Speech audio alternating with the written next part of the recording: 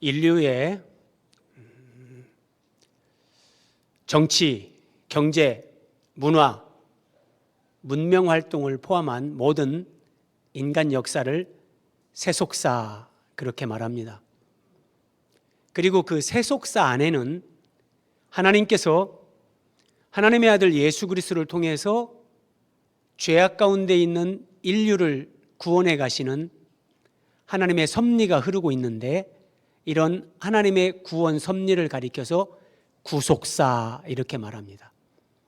구속이란 말이 우리는 이제 한자로 돼서 조금 어려운데, 한자적인 의미나 헬라어 그 원문의 의미는 노예를 그의 몸값을 지불하고 해방시키는 것, 이것을 구속이라고 합니다.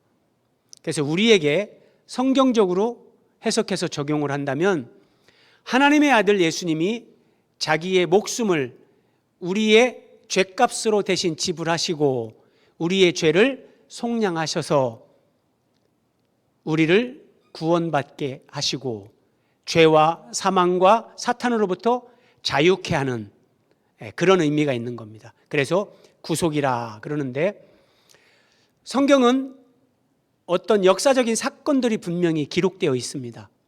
그건 세속사죠.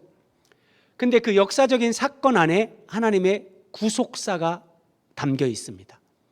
그래서 성경을 볼 때는 구속사의 관점으로 성경을 읽어야 하나님의 마음, 그 본문을 통해서 하나님이 우리에게 주시고자 하시는 그 영적인 진리, 계시를 깨달을 수 있습니다. 성경을 구속사로 본다는 것은 성경을 예수 그리스도 중심으로 보는 것이요, 한 사건, 한 말씀, 한 점으로 보는 것이 아니라 선으로 보는 겁니다. 예컨대 아담과 하와가 범죄한 후에 하나님께서 창세기 3장 15절에서 원복음 또는 원시복음이라고 하는 것을 주십니다. 내가 여자의 후손을 보내서 뱀의 머리를 깨뜨리고 이제 모든 아담의 후손으로 태어나는 인류를 구원할 것이다. 하나님이 이렇게 약속하셨습니다. 약속의 핵심은 여자의 후손입니다. 남자 없이 태어나는 구원자, 예수님을 가리키는 거죠. 갈라디아 4장 4절에 가면 때가 차매 하나님이 그 아들을 보내사 여자에게서 나게 하시고, 창세기 3장 15절에 여자의 후손의 약속의 말씀이 이렇게 예수님에게서 성취가 됩니다. 그리고 이 땅에 오신 여자의 후손으로 오신 그 예수님은 십자가에서 다 이루었다. 하나님께서 창세기 3장 15절에서 내가 하리니, 내가 하겠다 하나님이 말씀하셨는데 예수님이 오셔서 다 이루었다. 그리고 요한계시록, 성경의 결론인 계시록 21장에 가면 이루었도다.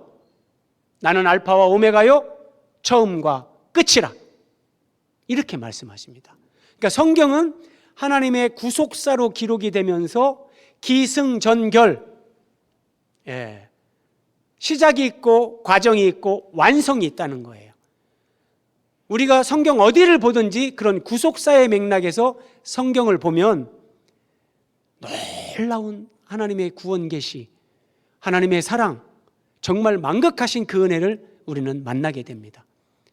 오늘 본문 도피성에 관한 말씀에서도 우리는 이 말씀을 구속사로 해석을 하면서 그런 하나님의 은혜를 체험하게 될 것입니다. 우리 말씀을 보면서 함께 은혜를 받겠습니다.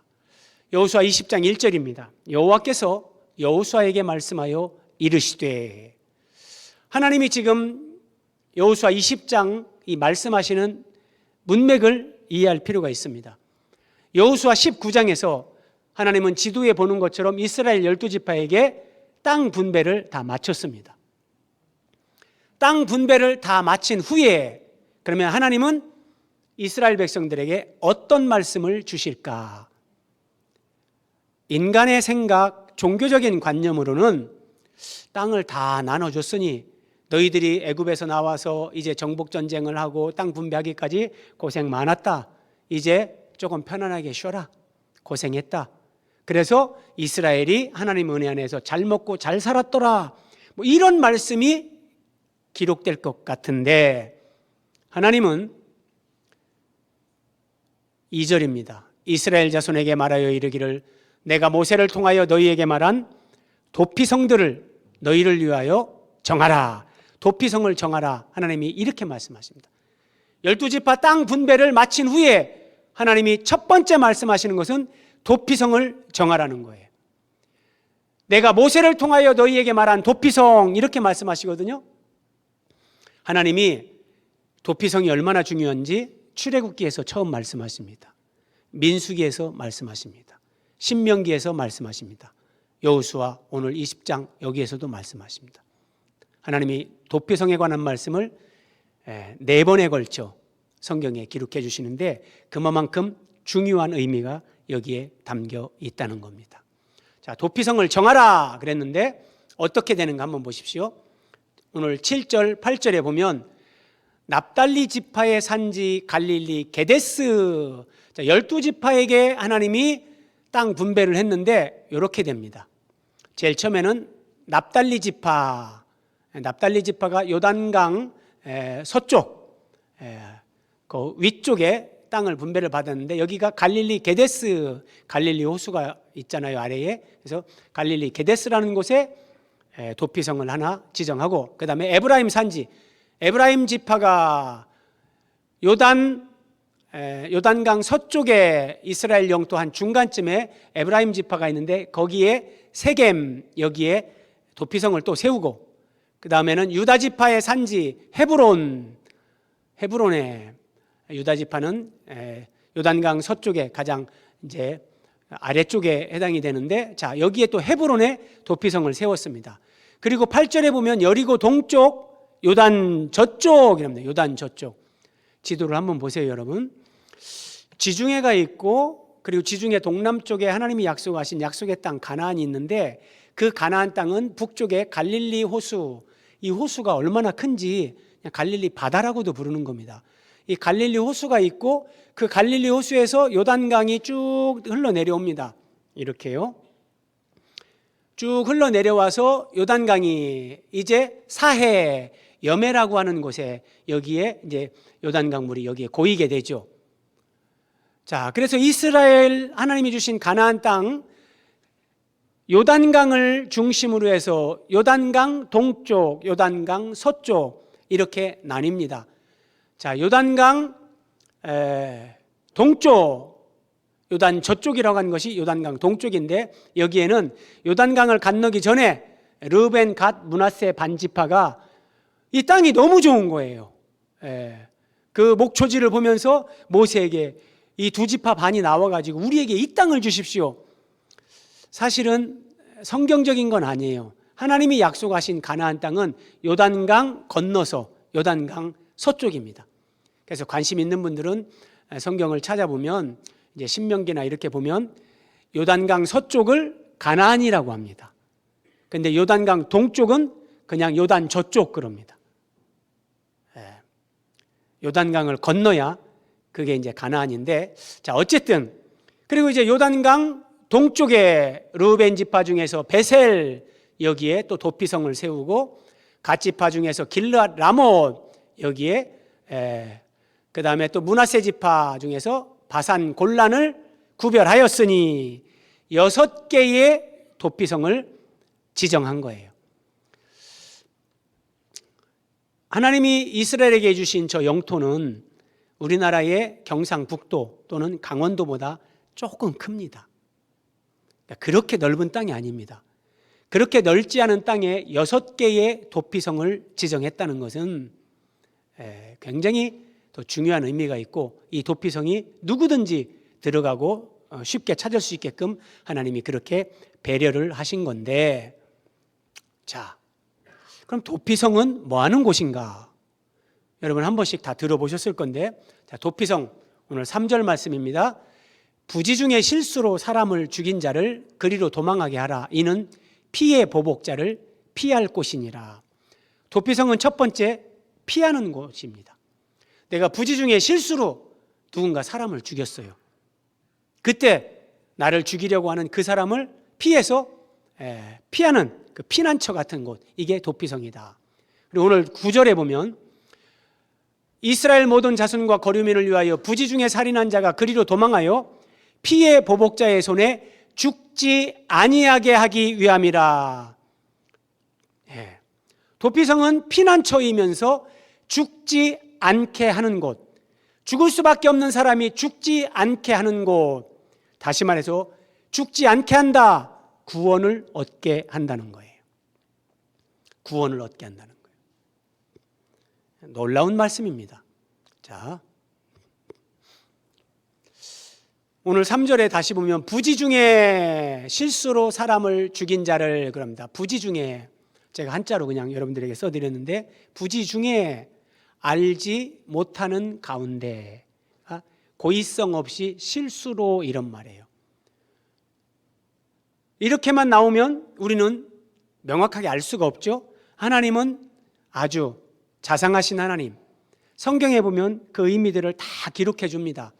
그래서 신명기에 나오는 이 도피성에 관한 말씀에 보면 부지 중에 실수로 사람을 죽인 몇 가지 사례가 나옵니다. 자, 살인자가 그리로 도피하여 살만한 경우는 이러하니 부지 중에 그의 이웃을 죽인 일, 가령 사람이 그 이웃과 함께 벌목하러 삼림에 들어가서 손에 도끼를 들고 벌목하려고 찍을 때에 도끼가 자루에서 빠져 그의 이웃을 죽게 함과 같은 것이라.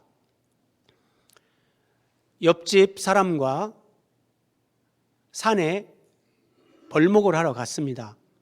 그래서 도끼 자루를 꺼내서 도끼로 나무 아랫부분을 이렇게 찍는 거예요. 나무를 쓰러뜨리기 위해서 나무를 찍는데 집중해서 일을 하다 보니까 어떻게 했는데 도끼 자루를 휘둘렀는데 도끼가 빠져서 옆에서 일하고 있던 옆집 사람을 쳐서 죽은 겁니다.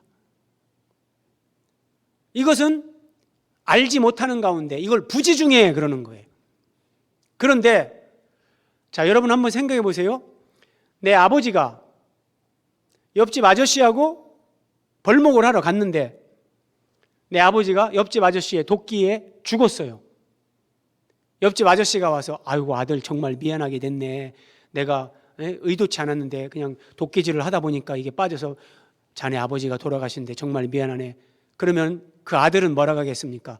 아이고 뭐 그럴 수도 있지요. 괜찮습니다. 이럴 아들은 없습니다.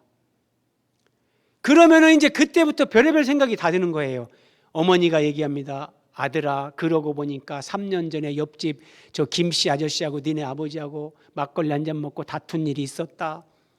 아이고 그러고 보니까 또 한 달 전에 저 사람이 우리 집을 지나가다가 힐끔 쳐다본 적이 있었는데, 이러면 막 모든 것이 연상이 되면서 아무도 보지 않는 산에 가서 우리 아버지를 죽이고 부지 중에 죽였다고 거짓으로 말하는구나.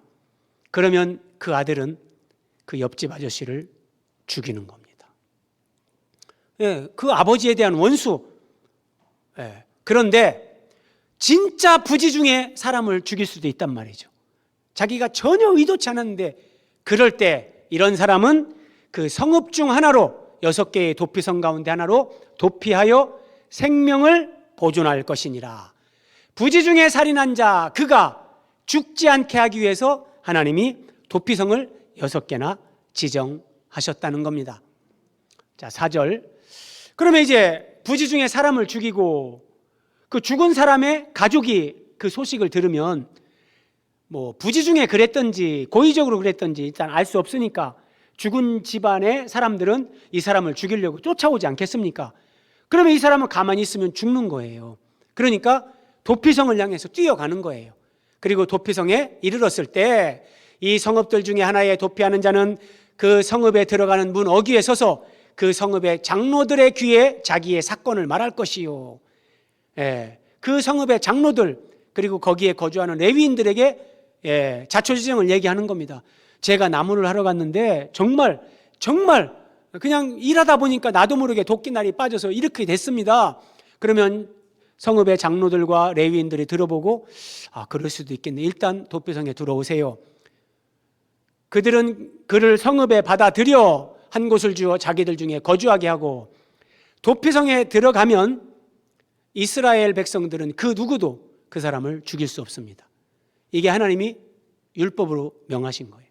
누구도 죽일 수 없는 거예요. 자, 5절. 피의 보복자가 그의 뒤를 따라온다 할지라도, 피의 보복자, 잘 이해를 해야 됩니다. 자, 내 아버지나 내 형제가 벌목을 하다가 그 외에 여러 가지 사례가 성경에 기록됩니다. 부지 중에 그렇게, 자, 나는 아무 생각 없이 그냥 호수에 돌을 던졌는데, 이 돌에 사람이 맞아 죽는다든지, 아니 그 물 속에서 잠수하다가 올라올 거라고 누가 상상할 수 있겠습니까? 예컨대 그런 일도 있을 수 있다는 거죠. 그래서 하나님은 합법적으로 이제 피해 보복자, 성경에 기록되어 있습니다. 누군가 내 아버지를 죽였다, 내 형제를 죽였다, 그럴 때 합법적으로 복수할 수 있게끔 피해 보복자, 이런 말씀이 있는데 성경을 이해를 잘 하셔야 됩니다. 하나님이 이렇게 말씀하시는 것은 그때 당시 사법제도가 오늘날처럼 이렇게 정교할 수 없고, 오늘날처럼, 오늘날도 여러분 뭐 1심, 2심, 3심을 하면서 막 몇 년씩도 걸리잖아요. 그러니까 몇 년을 기다리지 못하고 사람을 죽일 수도 있고 여러 가지 상황이 있는데, 하나님이 모든 걸 감안해서 분명히 A라는 사람이 내 아버지를 고의적으로 죽였다, 이것이 확인이 되면 하나님이 명하신 율법에는 첫 번째, 그 자식들이 그 사람을 죽일 수 있습니다. 고의적으로 살인한 것이 확실할 경우. 그런데 그 집에 아들이 없어요. 또는 딸까지도 없어요. 그러면 내 아버지를 죽인 이 사람을 어떻게 하는가? 촌수대로 갑니다. 그 다음에는 그 아버지의 형제, 삼촌이 그를 죽일 수 있다. 피해 보복자가 되는 겁니다. 삼촌도 없다. 그러면 사촌이 그렇게 할 수 있고, 이게 피해 보복자인데, 이게 꼭 사람을 죽일 때만 이렇게 하는 것이 아니라 기업 물을 자, 내가 노예로 팔렸거나 내가 가난해서 하나님으로부터 내가 그 기업으로 분배받은 땅을 내가 누군가에게 팔았을 때, 그걸 회복하려고 할 때, 나하고 가장 가까운 친족부터 촌수대로 그것을 기업을 물어주는, 여러분 이것은 대표적으로 룻기에 나오는 건데, 기업 물을 자, 성경의 위대한 복음이 여기에 함축되어 있거든요. 자, 어쨌든 이런 피해 보복자가 이렇게 있다는 거예요. 친족 순서대로. 그래서 관심 있는 분들은 민수기 35장, 레위기 25장을 읽어보십시오. 제가 말로만 하면 저런 말씀이 성경에 어디에 있나 여러분들이 궁금해할까 봐 조금 더 관심을 갖고 성경을 찾아보는 분들을 위해서 저는 성경 구절을 제가 다 이렇게 기록을 해드립니다. 자식의 입장에서, 가족의 입장에서 우리 가족 중에 누가 죽었는데 이게 고의적인 살인인지 정말 부지 중에 실수인지 알 수가 없잖아요. 알 수가 없는 상황에서 그 가족들은 당연히 복수를 하려는 그런 마음을 갖게 되는 거고, 그래서 부지 중에 그의 이웃을 죽인 사람은 피해 보복자로부터 생명을 구원하게 하기 위해서 하나님이 도피성을 지정하라, 이렇게 말씀하셨습니다. 그러면 여러분, 도피성으로 피한 사람은 언제 자기 집으로 돌아갈 수 있을까요? 아무리 도피성 안에 산다 할지라도 내 사랑하는 가족이 있는 집으로 돌아갈 수 없다면, 그 시간이 길어진다면 사람들은 힘들어하고 그 도피성 안에서 행복할 수는 없습니다. 빨리 집으로 돌아가고 싶다, 집으로 돌아가고 싶다, 이런 생각을 하게 되는데, 하나님은 그런 사람의 마음을 다 아시고 이런 말씀을 주십니다. 그 살인자는 회중 앞에 서서 재판을 받기까지, 자, 일단 재판을 받아서 네가 정말 고의성이 없었구나, 그러면 그것이 확인이 되면 집으로 돌아갈 수도 있죠. 그런데 이것은 이스라엘 백성들의 일단 그 사법적인 측면에서 이렇게 하나님이 말씀을 하시는 거고, 도피성 제도를 말씀하시는 하나님의 초점은 뭐 재판이 끝날 때까지 뭐 여기에 있는 게 아니라 그 다음 말씀, 언제 이 살인자가 집으로 돌아갈 수 있는가? 그 당시 대제사장이 죽기까지 그 성읍에 거주하다가 그 대제사장이 죽은 그 후에 그 살인자는 그 성읍, 곧 자기가 도망하여 나온 자기 성읍, 자기 집으로 돌아갈지니라. 내가 도피성에 들어간 다음에 내가 언제 집으로, 사랑하는 가족 있는 곳으로 돌아갈 수 있는가? 그 당시 이스라엘 사회의 대제사장이 죽으면 자기 집으로 돌아갈 수 있습니다. 여러분, 제가 말씀드렸습니다. 이것은 1차적으로 보면 어떤 살인의 보복살인, 그 살인의 악순환을 하나님이 방지하기 위해서 이런 제도를 주시는 거예요. 근데 거기까지만 보면 이게 그냥 세속사와 다를 바가 없습니다. 하나님을 믿지 않는 나라들의 법도 이와 유사한 함부로 복수하지 못하게 하는 그런 법이 있죠. 그런데 이 말씀을 하시는 하나님의 의도는 구속사의 방점이 찍혀 있습니다. 그러면 이 말씀을 구속사로 우리는 연결을 해봐야 됩니다. 자, 대제사장이 죽은 후에 이 살인자, 다시 말해서 죄인은 자기 집으로 돌아갈 수 있습니다.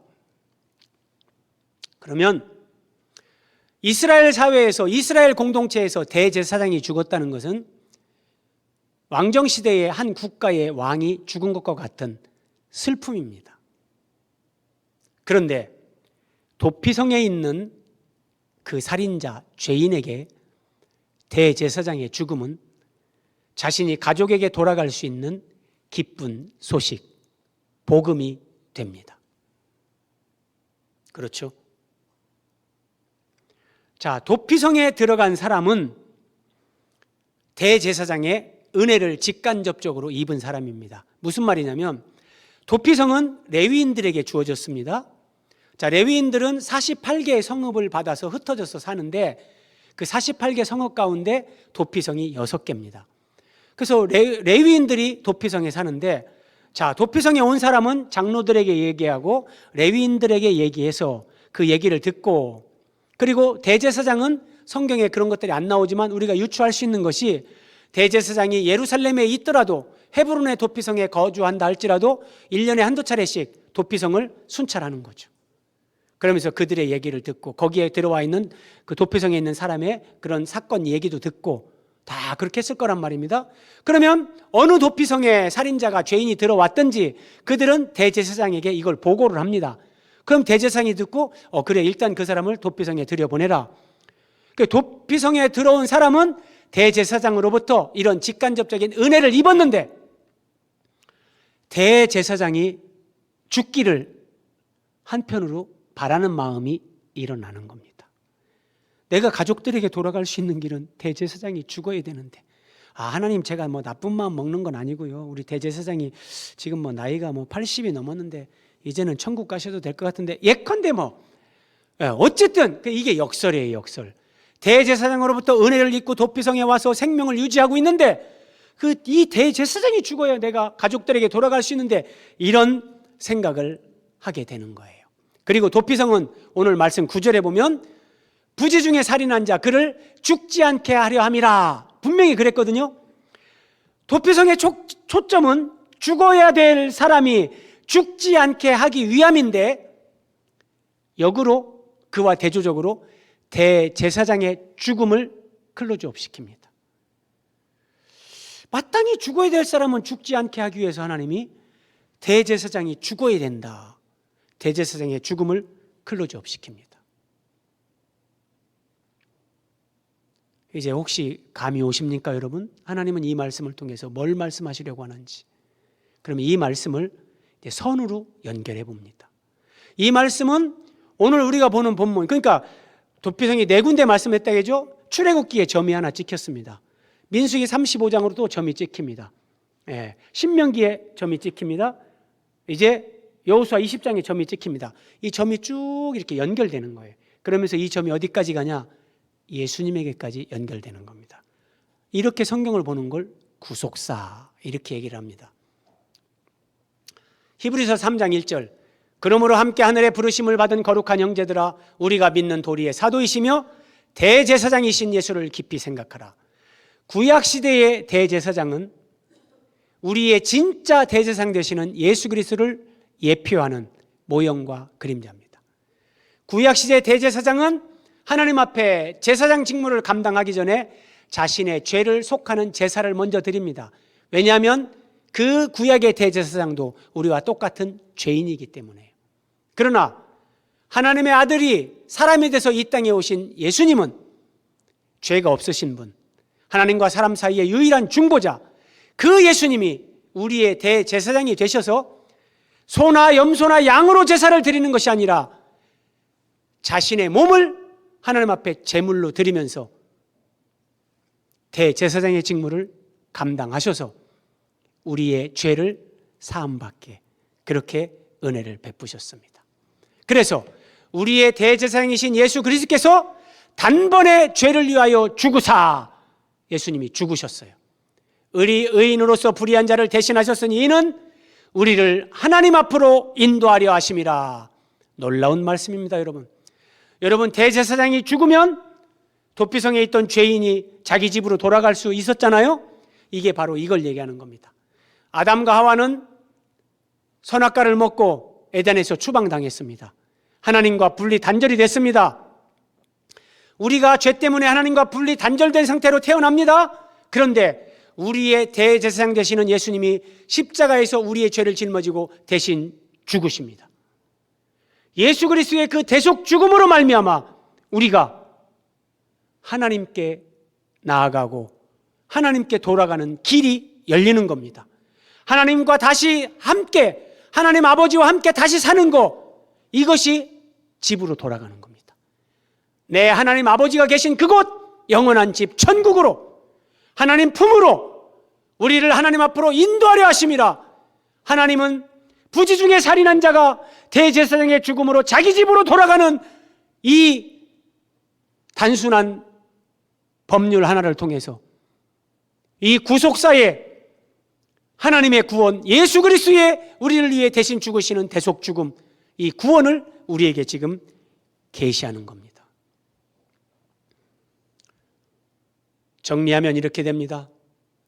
우리의 대제사장이신 예수님이 우리 대신 죽음으로 우리가 하나님 아버지께로 다시 돌아갈 수 있다. 우리가 천국으로 다시 돌아갈 수 있고 우리가 이 땅에서 천국 영생을 누릴 수 있고 하나님과 다시 관계가 회복되어지고 하나님을 아버지로 모시고 영원히 함께 살아갈 수 있다.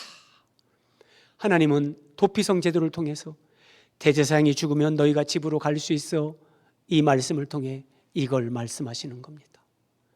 내가 때가 되면 내 아들을 여자에게서 나게 하고 내 아들이 너희의 대제사장으로서 자신의 몸을 하나님 앞에 속죄제물로 화목제물로 드림으로 말미암아 너희가 내게로 다시 나오게 내가 너희에게 은혜를 베풀 것이다. 나는 너희와 함께 살기를 원한다. 하나님이 이 마음을 우리에게 보여주시는 겁니다. 그래서 예수님의 죽음은 하나님 아버지께 슬픔입니다. 예수님의 죽음은 예수님을 사랑했던 여인들에게, 진정 그리스도를 따랐던 사람들에게 슬픔이었습니다. 그러나 예수님의 죽음은 모든 죄인이 하나님께 돌아가서 영생 천국을 누릴 수 있게 하는 기쁜 소식이었습니다. 복음이었습니다.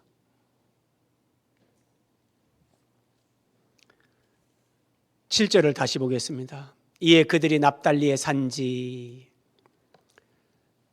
이스라엘 하나님이 주신 약속의 땅에 도피성이 6개가 정해져 있는데 도피성이 세워진 곳의 특징을 살펴보는 겁니다. 납달리 지파의 산지, 산지라고 하면 이 평지보다 최소한 한 1000m 이상 높은 지대를 가리킵니다. 자, 납달리 지파의 산지 갈릴리 게데스의 첫 번째 도피성을 정합니다. 두 번째 에브라임 지파의 산지, 세 번째 유다 산지, 그리고 이제 요단강 동쪽에 쭉 내려가서 므낫세 지파 중에서 바산 골란을 구별하였다. 바산 골란. 여러분 이스라엘과 관련된 뉴스를 듣다 보면 뭐 골란 고원 이런 얘기 들으실 겁니다. 자, 골란 높은 곳이라는 뜻입니다. 그 말 자체가. 그래서 하나님이 지정하신 6개의 도피성의 특징은 대부분 높은 곳에 다 있다는 겁니다. 왜 높은 곳에 도피성을 만들었을까요? 자, 저는 참 길을 잘 못 찾습니다. 운전할 때도 길을 못 찾아서 원로 목사님하고 어디 갈 때는 원로 목사님이 항상 운전을 해주십니다. 제가 그 정도로 길을 못 찾습니다. 우리 문장로님이 충격을 받으셨습니다. 제가 대방동에서 베들교회를 올라오는데 여기를 한번 헤매가지고 찾아오지 못한 것을 아시고, 그러니까 저 같은 사람은 저 때 태어났으면 도피성이 6개 있어도 못 찾아서 죽습니다. 높은 곳에 잘 보이는 곳에 하나님이 도피성을 정해서 어디서든지 추격자를 피해서 막 달려가는데 어디야? 그러면 죽는 거예요. 그냥 한눈에 보이면서 거기를 향해 달려갈 수 있게끔 하나님이 그래서 높은 곳에 도피성을 정하게 하셨습니다. 자, 하나님의 마음을 한번 우리가 여기서 느껴야 됩니다. 도피성을 요단강 동쪽에 3개, 요단강 서쪽에 3개, 6개나 만드신 하나님. 왜 6개나 만들었을까요? 여러분, 저런 도피성이 우리는 창원에 사는데 만약에 서울에 있다고 해보세요. 부지 중에 사람을 죽였는데 그 집 아들이 죽이겠다고 찾아오는데 서울까지 못 가고 죽습니다. 아무리 빨리 달려도 아버지의 복수의 칼을 가는 사람은 무섭습니다. 죽습니다. 그래서 도피성이 너무 멀면 추격자에게 잡혀 죽을 수 있기 때문에 여기에도 6개나 만들겠어요. 요단강 동쪽에 서쪽에 3개씩. 그리고 도피성의 위치는 높은 곳에. 왜요? 그거 찾다가 길 헤매다가 죽지 않게 하려고 하나님이 잘 보이는 곳에 그렇게 도피성을 지정하게 하신 겁니다. 하나님은 죄인 그 한 사람의 구원을 위해 이렇게 배려하셨습니다. 여러분, 교회에서 관계 맺기를 하십시오, 전도를 하십시오, 이런 광고를 합니다. 이것을 교회니까 늘상 하는 얘기지, 그런 어떤 기독교라는 종교의 종교 행위로 여러분들이 받아들인다면 그것은 큰 오해입니다. 그런 생각이 드는 사람은 복음을 전하지 못합니다. 왜요? 아직 하나님의 마음을 몰라요. 저는 하나님의 은혜를 받은, 정말 하나님의 은혜를 받고 불과 얼마 지나지 않아서 그냥 그 복음, 이 구원 진리가 제 영혼을 사로잡아서 저는 목사님이 전도하세요 이런 설교 듣고 전도하러 나가지 않았습니다. 제 속에서 이게 일어나는데 새벽 기도 가다가 조금 더 건강하게 오래 살겠다고 운동하는 사람들 보면, 아니 예수님을 믿으면 영생을 얻는데 조금 더 살겠다고 새벽에 일어나서 저 육체의 운동을 하는데 왜 예수님은 믿지 않을까? 불이 타가지고 견딜 수가 없었습니다. 그래서 메가폰 사서 들고 길거리로 나간 거예요. 여러분, 전도는 영적인 본능입니다. 시켜서 하는 게 아니에요. 하나님 아버지의 마음이, 예수 그리스도의 심정이 나에게 부어질 때 저 한 사람의 구원을 위해 내가 불철주야 기도하고, 저 한 사람을 위해 내가 섬기고 사랑하고 그를 찾아가서 내가 복음을 전해주는 거, 이거란 말이에요. 여러분들 마음속에 이 마음이 없으면 누구를 만나든지 믿지 않는 배우자, 믿지 않는 부모, 형제, 믿지 않는 자녀들을 보면서도 애가 타지 않고 그들의 영혼을 위해 기도가 나오지 않는다면 여러분, 건강한 영혼이 아니에요. 기도해야 됩니다. 기도하면서 하나님 아버지의 마음이 내 심령에 부어지면 우리도 눈물로 기도하는 거예요. 그러면서 하나님의 구원 역사가 이루어진단 말이에요. 하나님의 마음이 이거예요. 도피성을 6개나 산지에 그렇게 지정하게 하신 하나님의 마음. 자, 한 가지 더 생각해야 됩니다. 도피성과 관련된 말씀에서 해결되어야 될 한 가지 문제가 있습니다. 뭐냐면 9절입니다. 이스라엘 모든 자손과 그들 중에 거류하는 거류민을 위하여 선정된 성읍들로서 누구든지 부지 중에 살인한 자가 그리로 도망하여 그가 회중 앞에 설 때까지 피해 보복자의 손에 죽지 아니하게 하기 위함이라. 여기 부지중이라는 거예요. 부지중에. 알지 못하는 중에 살인한 자, 이 말씀을 선으로 연결해 봅니다. 선으로 연결해야 됩니다, 여러분. 지금 이 말씀은 여기에 점이 하나 찍힌 건데 점으로 끝나면 우리는 하나님의 마음을 모릅니다. 이 말씀을 선으로 연결합니다. 선으로 연결하면 어디까지 연결이 될까요? 예수님이요. 예수님에게까지 연결하는 겁니다. 자, 구속사는 선으로 연결하는 건데, 자, 한번 보십시오. 부지 중에 살인한 자가 죽지 않게 하기 위함이다. 이 말씀이 어떻게 성취되고 적용이 되는가? 누가복음 23장 24절 우리 같이 한번 읽어봅니다. 시작. 이에 예수께서 이르시되 아버지 저들을 사하여 주옵소서 자기들이 하는 것을 알지 못함이니이다. 예수님이 침뱉음을 당하고 뺨을 맞고 채찍에 맞고 십자가에 달려 이제 운명의 시간이 다가옵니다. 그런데도 예수님께서 십자가에서 기도하시는데 아버지 저들을 사하여 주옵소서 자기들이 하는 것을 알지 못합니다. 예수님의 이 말씀은 예수님을 조롱하고 모욕하고 죽이는 그들도 알지 못해서 저렇게 한다고 예수님이 말씀하시는 거예요. 부지 중에 살인한 자가 죽지 않게 하기 위함이라. 이 말씀은 이 예수님에게 이렇게 선으로 연결되는 겁니다. 여러분, 골고다에 저와 여러분이 그 자리에 있었다면 여러분은 저 예수를 십자가에 못 박으라 외치지 않았겠습니까? 그 예수님에게 침뱉지 않았겠습니까? 조롱하지 않았겠습니까? 예수님을 조롱하고 침뱉고 못 박았던 그들이 바로 저와 여러분이란 말이에요. 그런데 예수님은 그런 우리도 구원받게 하십니다. 왜요? 부지 중에 살인한 자, 하나님 아버지 앞에 예수님이 그렇게 여겨주시는 거예요. 아버지 저들은 알지 못해서 저랍니다. 부지 중에 살인한 자입니다. 그들도 이제 대제사장 죽음, 예수님 자신의 죽음으로 아버지 저들도 구원하여 주옵소서. 이 기도가 바로 그 기도란 말이에요.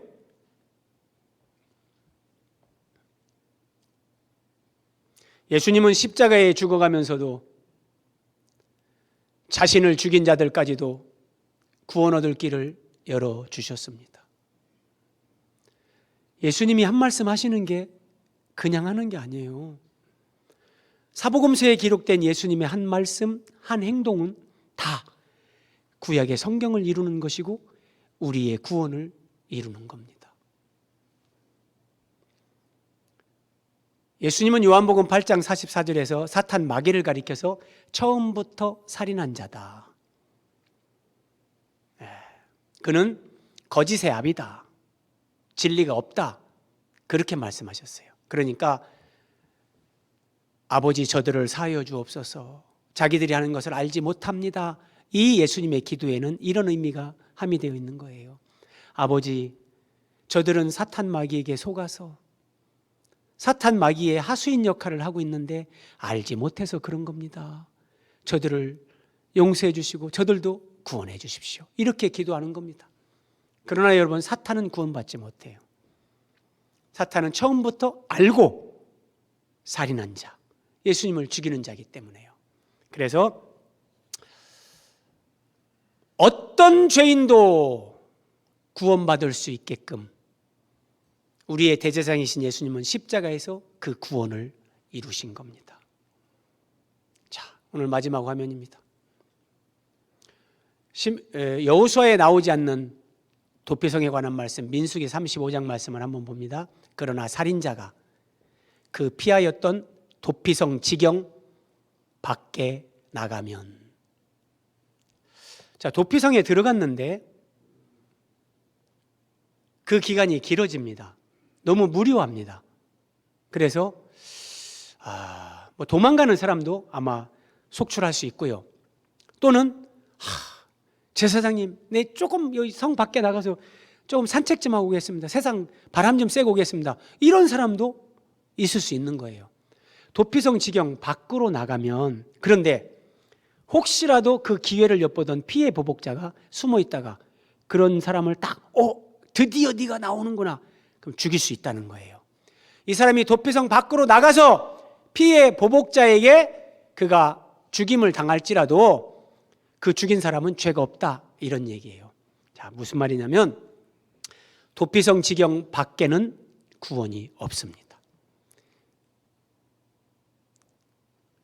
노아 홍수 때 방주 안에 있는 사람만 구원받습니다. 방주 밖에는 구원이 없습니다. 유월절 밤에 어린 양의 피가 발라진, 문설주와 임방의 피가 발라진 그 집 안에 거하는 사람만 구원받습니다. 여리고성이 무너질 때 기생 라합의 집의 창문에 붉은 줄이 매여 있는데 그 붉은 줄이 매여 있는 집 안에 거한 자들만 다 구원을 받습니다. 도피성 밖에는 구원이 없습니다. 어떤 사람들은 이런 말을 거북하게 생각하는 사람도 간혹 있습니다. 왜냐하면 이 도피성이 예수 그리스도를 가리키고 예수 그리스도를 머리로 하는 그리스도의 몸된 교회가 도피성입니다. 그래서 교회 밖에는 구원이 없습니다. 예수 그리스도 외에는 구원이 없습니다. 예수님이 교회의 머리라는 거 여러분 잘 이해를 하셔야 됩니다. 이런 걸 모르는 사람들이 심지어 여러분 지금도 그런 사람들이 있고 교회 역사 가운데 무교회주의자들이 있습니다. 교회는 필요 없다. 내가 그냥 똑바로 살면 되지. 근데 하나님의 경륜의 비밀인 교회를 모르기 때문에 그렇습니다. 여러분 다시 말씀드립니다. 교회는 이 건물을 얘기하는 게 아닙니다. 성경적인 교회는 우리 베델교회라는 이 한 교회만을 얘기하는 것도 아닙니다. 우주적인 교회, 구원받은 모든 자들이 그리스도의 몸으로 세워지는 바로 그걸 얘기하는 건데 그 교회 밖에 구원이 없고 예수 그리스도 외에 구원이 없습니다. 그래서 신앙생활 하다 보면 초신자들은 한 번씩 교회를 빠질 때도 있고 일정 기간 교회를 쉬는 때도 있죠. 그런데 한 가지만 기억하면 됩니다. 내가 죽어도 예배는 가겠다. 그러면 그 사람은 영적으로 성장하고 큰 문제 없이 믿음으로 살아갑니다. 그런데 그 교회 공동체를 내가 떠나고 그러면 그때부터는 인생의 많은 어려움들, 그 고난 과정에 들어갑니다.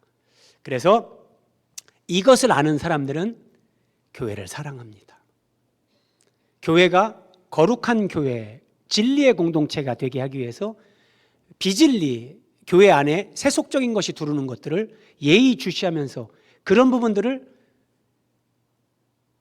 담임 목사에게 또는 장로님들에게 얘기합니다. 그러면서 그런 교회를 함께 세워가는 겁니다. 그리고 여러분 중요한 거, 내가 교회로 세워지는 삶을 사는 겁니다. 내가 교회로 세워지는 삶을 경험하지 못하는 사람이 엉뚱한 말을 합니다. 교회 밖에도 구원이 있다. 어떤 종교를 믿어도 구원받는다. 아닙니다.